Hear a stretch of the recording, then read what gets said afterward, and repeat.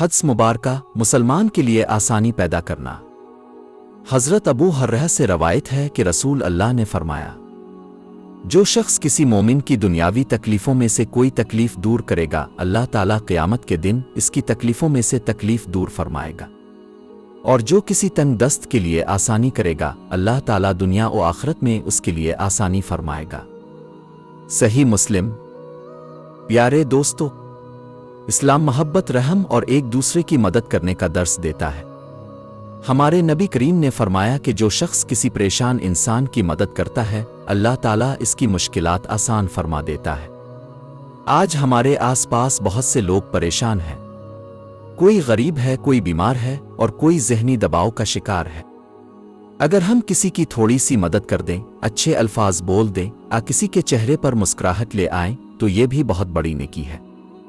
یاد رکھیں، دوسروں کے لیے آسانی پیدا کرنے والا انسان اللہ کے بہت قریب ہوتا ہے۔ ہمیں چاہیے کہ ہم لوگوں کے لیے مشکلات نہیں بلکہ آسانیاں پیدا کریں۔